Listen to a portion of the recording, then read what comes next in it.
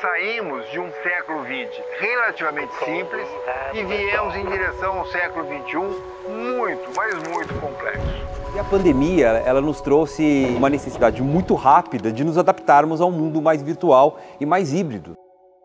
Virou tudo de cabeça para baixo, a gente vai para dentro de casa e a tecnologia é a única coisa que faz a gente se conectar com as pessoas que a gente gosta e de aprender e de ensinar. The whole world was forced to look for alternatives to the traditional classroom, attempted some kind of distance education. A maioria das instituições pegaram o ensino remoto emergencial. É isso que eles fizeram. Para mim é aquela relação, eu estou dando aula num quadro, explicando, e o aluno está na aula dormindo.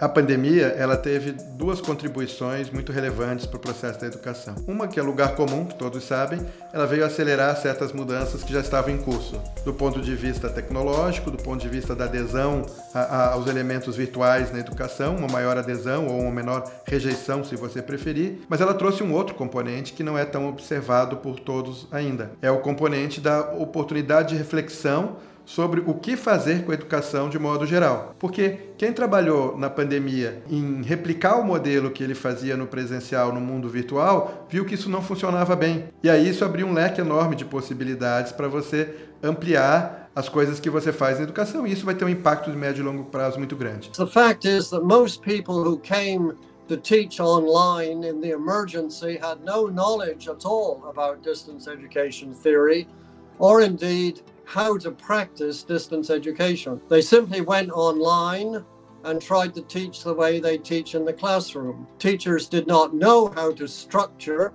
their lessons for delivery by media. They'd not been trained to facilitate dialogue by media, and because their training and experience was all in the classroom, they were also not well prepared to evaluate and engage individual students in their own learning. Right now, because of the pandemic, we've seen the adoption of technology and new forms of teaching and learning and hybrid learning really spread across the globe in universities.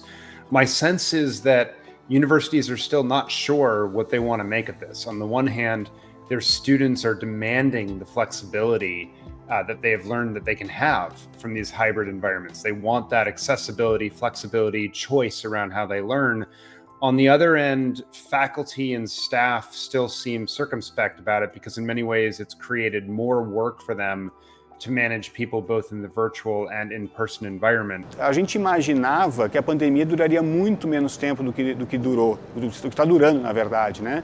Então a gente tinha planos no começo de 2020 de como é que vai ser a retomada do ensino presencial no segundo semestre de 2020. Isso não aconteceu, né? Ou aconteceu ali de maneira forçada em algumas instituições, mas que rapidamente tiveram que voltar atrás. As instituições teriam que entender a pandemia como algo que veio para ficar, vamos colocar assim. Então, até hoje, né, já mesmo com o ensino presencial, a gente vê muito reflexo, né, disso nas estruturas acadêmicas, nas estruturas metodológicas, e, de certa forma, isso acelerou um processo que já vinha, né, engatinhando há cerca de 10 anos, né, do amadurecimento digital das instituições de ensino. A gente vivia num modelo educacional que era um paradigma totalmente voltado para um padrão, onde as pessoas acreditavam que só tinha uma verdade e uma grande dificuldade de aceitar a mudança da tecnologia nesse processo educacional.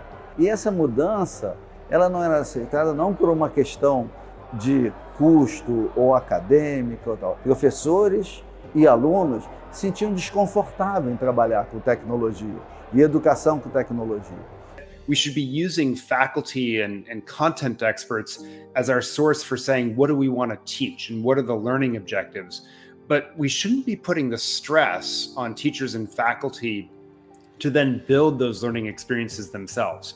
Instead, instructional designers and learning engineers should be coming in to take the content and the learning objectives and apply all we know from the learning sciences to really create these courses in robust, engaging ways.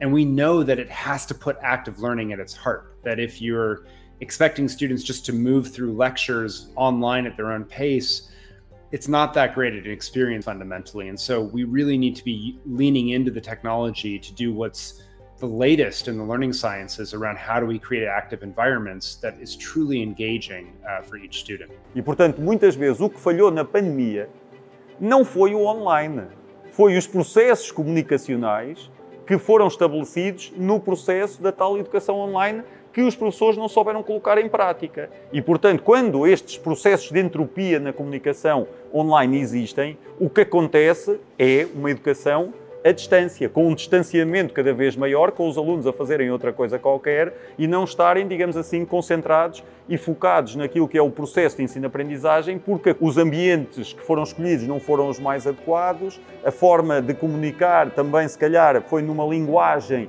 que foi complexa para os próprios alunos, portanto, o processo de educação falhou porque a própria comunicação falhou. A gente sai da pandemia com outro efeito, que é a comunicação em vídeo preferencial pela sociedade. A videoalização é mais do que o processo da digitalização, é a digitalização com o olhar humano presente, é uma comunicação constante do olhar humano.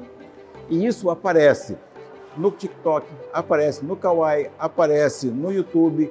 O Instagram está apavorado com medo de ir à falência e colocou o vídeo constante. As ferramentas durante e do pós-pandemia são ferramentas de comunicação videalizadas. E a videalização não é só o vídeo, a videalização é realidade aumentada, é vídeo. Realidade virtual é o olhar trabalhando o tempo todo, é uma videalização constante ali. Você pega um metaverso, um avatar, é a representação visualizada com as interações, muita comunicação visual. Então, esse fenômeno novo da videalização, você tem um aluno que ele já era um aluno polegar, ele já era um aluno pré-automatizado e ele agora busca a aprendizagem videalizada, ele não lê o texto, ele quer uma representação ou de infográfico ou em vídeos que seja capaz e suficiente de passar o que só o texto passava. Essa questão do estudar em qualquer lugar, em qualquer momento, em todo o momento e em todo lugar, presencial, online, né, na internet, usando a tecnologia como parte do meu processo de aprendizagem, mas eu estou o dia inteiro aprendendo e estudando em algum momento. A importância do professor como mentor, e ali eu vou trabalhar projetos, eu vou trabalhar solução de problemas, eu vou prototipar, eu vou dar significado para isso, é que hoje é o pós-pandemia, vamos dizer assim.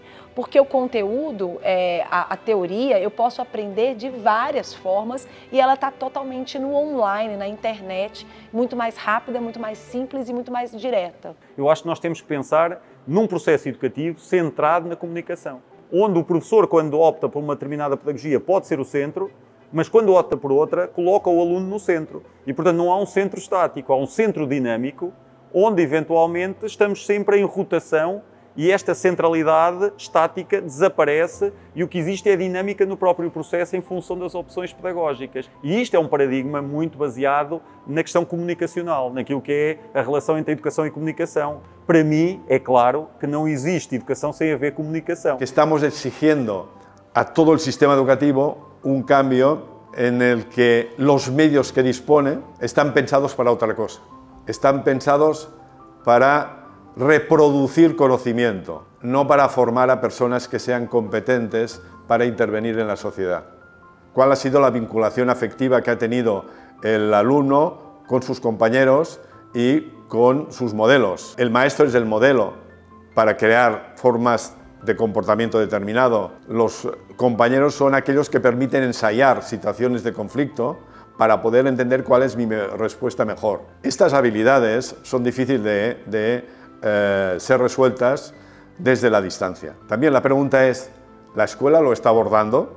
¿Está abordando estas competencias? ¿Es consciente de que este es su objeto también de aprendizaje? El problema es, cuando estamos hablando de competencias, estamos hablando de una fantasía. Está muy lejos de la realidad, de lo que puede hacer la escuela. Durante esse período todo, nesses 2 anos, principalmente aí de cenários mais críticos para a Covid no Brasil, O que nós observamos foi uma migração de 40% da demanda que lá atrás olhava para um curso de graduação e falava: o único modelo de ensino que eu aceito é o presencial.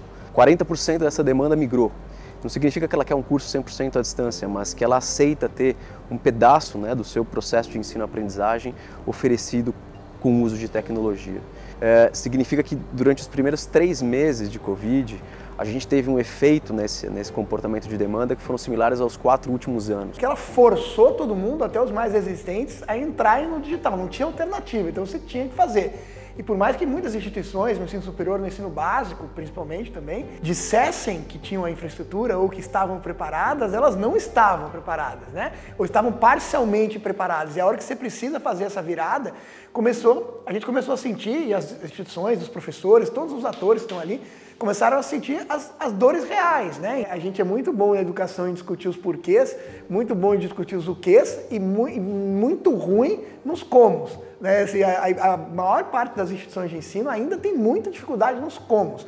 Todo mundo diz que tem que gamificar, que a gente tem que ter aprendizagem personalizada, mas a hora que você vai para o que você está fazendo aí? E aí tem sempre uma desculpa. Ah, não tenho a plataforma, eu não tenho X milhões para investir, e meus professores aqui não são treinados, mas tem que começar de algum lugar. A gente pode seguir nesse caminho, pensando no meio digital, também para engajar o aluno, para trazer um diferencial na aprendizagem, para trabalhar com comunicação, informação, acesso. E eu acredito que os professores hoje, eles precisam entender todo o potencial tecnológico que eles podem usar na sala de aula, que eles podem usar para fomentar a aprendizagem. Ninguém mais discute que para você transmitir conceitos, o assíncrono é a melhor coisa do mundo. Para você dar aulas práticas, demonstrativas, os laboratórios virtuais são as melhores coisas do mundo. Para que você vai ter uma estrutura física lá para o professor demonstrar aquilo? Virtualmente se demonstra muito melhor.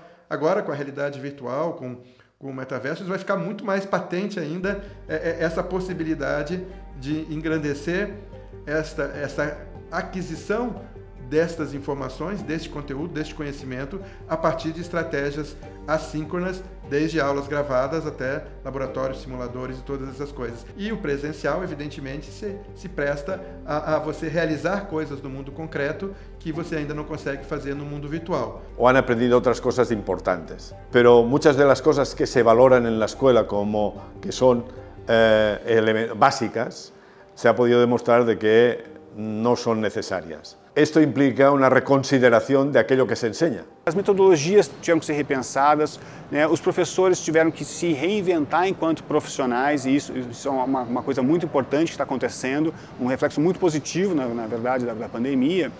Mas, por outro lado, não foi só o segmento da educação que foi impactado pela pandemia. Todos os mercados foram impactados e todos foram transformados. E como essas mudanças impactam ou impactariam numa eventual mudança de currículo, numa eventual mudança de necessidade dos nossos alunos em relação ao mercado de trabalho que eles vão encontrar saindo das instituições de ensino hoje, tanto na graduação quanto numa pós-graduação. E de agora em diante, a gente vai ter que montar não um currículo estruturado, mas um currículo circular, onde o meu estudante, ele vai para a linha de frente, ele vai para o discurso, ele vai para o debate, ele vai trabalhar numa fábrica, ele vai entrar dentro de um mercado, ele entra no laboratório, ele troca. E aí o docente não é mais o docente, ele é o coach, ele é o mentor, ele é aquela pessoa que tem uma experiência maior do que aquele aluno e está disposto a trocar. E não é dizer o que o aluno tem que fazer, porque o ambiente formal da educação, que eu sou um bom aluno de matemática e sei resolver uma equação, esse mundo acabou. Esse mundo está simulado no computador. Você tem 90% das instituições do Brasil ainda, nos seus cursos presenciais, que usam os 40% de virtual, que a lei permite, né, de virtualidade no curso presencial. Elas usam como isso? Em disciplinas de EAD.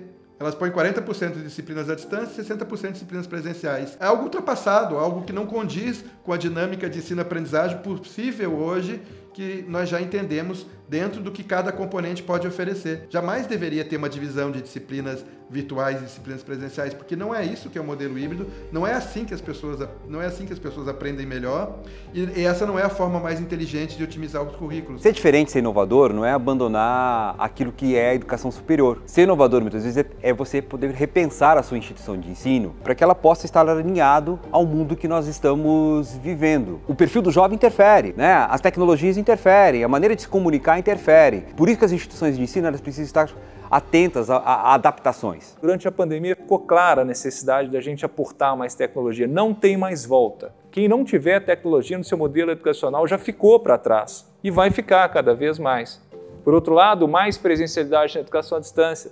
Esses dois modelos vão se misturar, vão se combinar, transformando o nosso modelo nesse ensino híbrido. A mudança tem que ser feita num tempo relativamente curto. Por quê? Porque tem muita gente fazendo, e se você não fizer, você vai ficar totalmente de fora desse processo. A instituição de ensino não pode voltar ao que era antes da pandemia. Acho que a gente precisa entender o que aconteceu e pensar nas possíveis transformações. O aluno precisa passar por 5 anos dentro de uma instituição para depois ter um certificado, um diploma dizendo que ele está apto a exercer a sua profissão? Por que não pensar em nanodegrees, né? As nanocertificações, as microcertificações? A pandemia nos forçou a engajar o estudante de uma forma virtual. Como que você engaja o estudante de uma forma virtual? Como que você envolve o estudante de uma forma virtual utilizando tecnologias, utilizando o ensino por aprendizado? A pandemia nos mostrou que para o estudante é confortável, ele não é contra ficar em casa ou ter aula em qualquer lugar, em qualquer momento, né? Que nós temos, a instituição precisa estar preparada para isso também, oferecer ensino a qualquer lugar, a qualquer momento.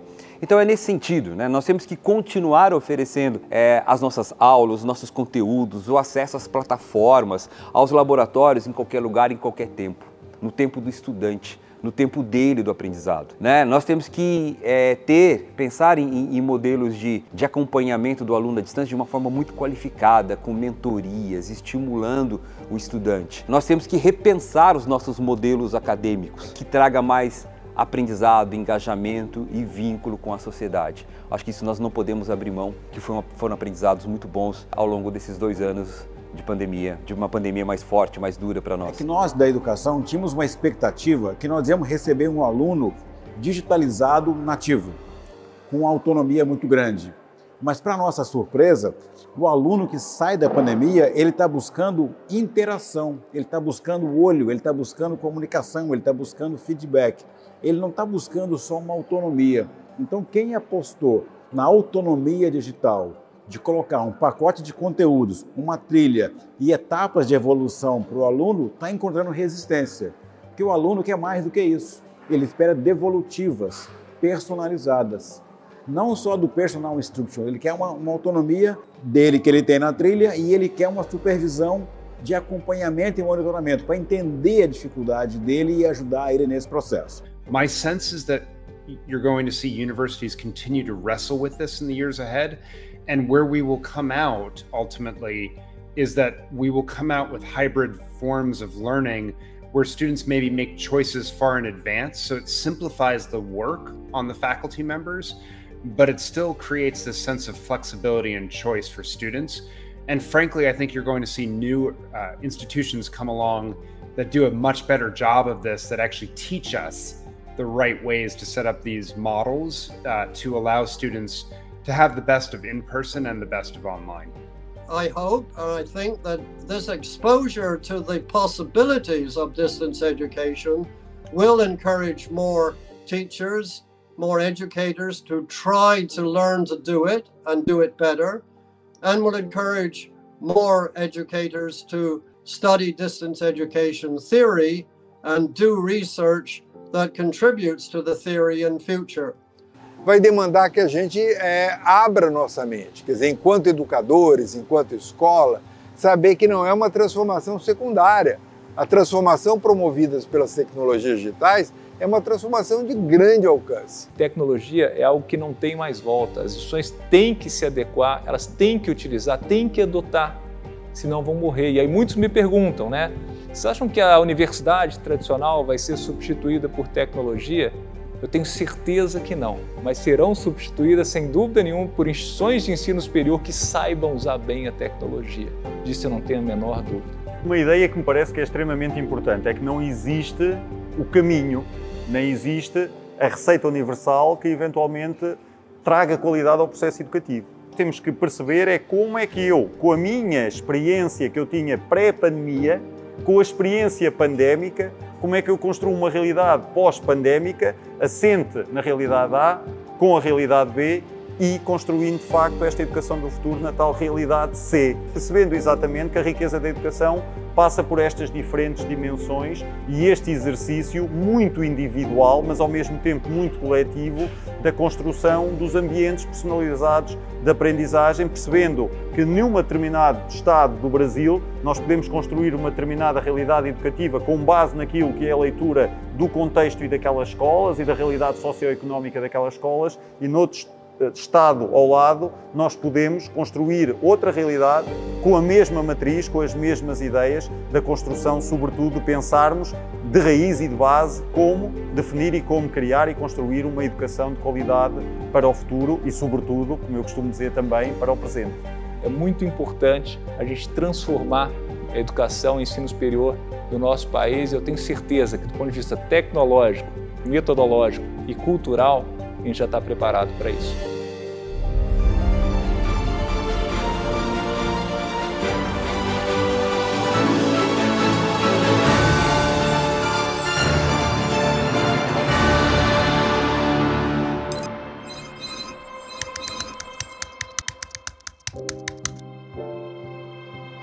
The pandemic really changed education.